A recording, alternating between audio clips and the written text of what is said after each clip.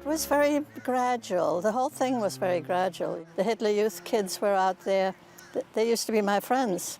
They lived right around where we lived in the same apartment building. One day you're playing with them. One day, and the next day they called me a dirty Jew. And they were wearing all the nice little uniforms, you know, with the swastikas and everything else. And they went off on picnics and all that. And I said to my mother, I want to go too. They're having such a good time. They're singing, they're marching. And she said, that's not for us. We're Jews. And we have to be very careful.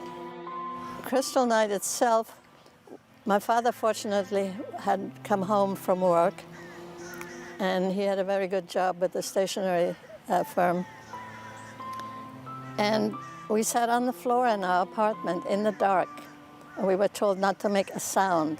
She didn't want the neighbors to know that we were home.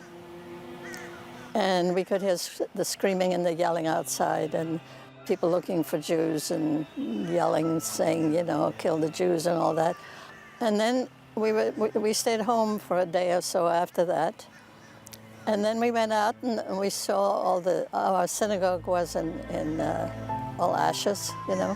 They had burnt it down. And there was so much glass on the street.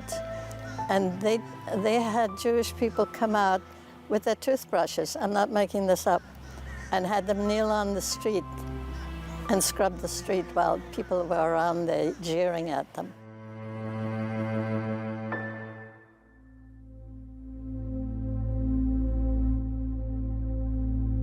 Just before we were ready to leave, my father took me to meet my best girlfriend. We had been together for 3 years, from the age of 6 till 9, in Berlin in school, and she was my very best friend, and we did everything together.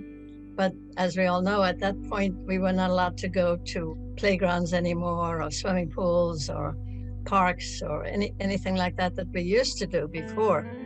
So we played in each other's homes. It was just a wonderful friendship, and we had to say goodbye to each other. So we said goodbye, and we cried, and we didn't want to part, and they pulled us away from each other and said, well, you have to go now.